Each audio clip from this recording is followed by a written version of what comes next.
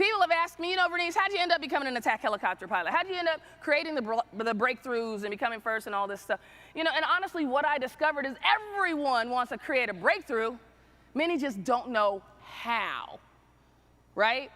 And it's honestly that tapping into your gut, how many times have you thought, oh, let me grab my umbrella, because you're already in the car, you didn't feel like going back and getting it. Then a couple hours later, it's pouring down raining. You're like, oh, I should have. Has that ever happened to you?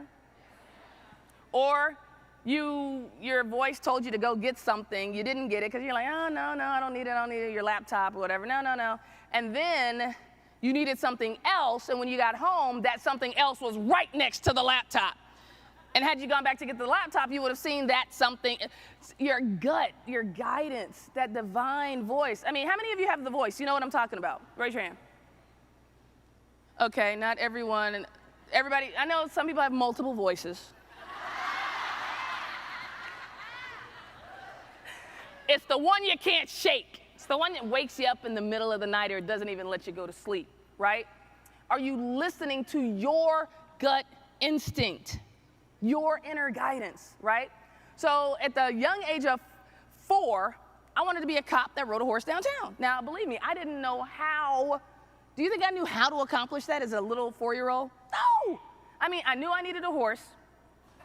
At the age of 6, I got one. I'm like, yes, I am halfway there! Right?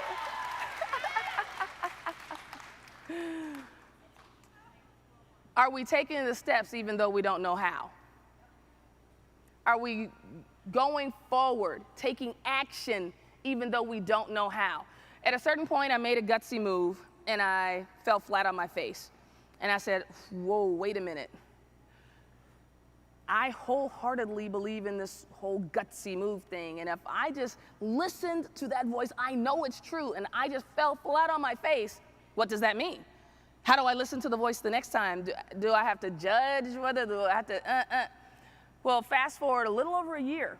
Took a minute to work itself out. But because, I like to say because I had listened to that voice, I was now in a different place than I would have been had I not made the gutsy move. And then that gutsy move, now in this new place I was in, set me up to be on the runway to take advantage of that next opportunity. And let me be clear. When you fail, you don't stop taking the gutsy moves. And gutsy moves don't have to be some huge thing, right? It's like, what are you doing every day? Some gutsy moves are silent.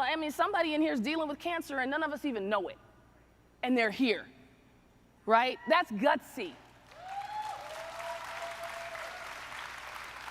We have folks going through all kinds of things in their life, and they are still continuing to show up. The question is, are you showing up?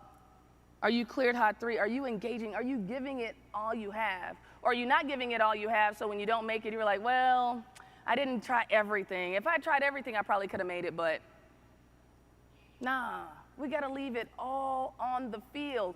We're not playing not to lose. Think about that. How many folks do we know that they're just trying to play it safe?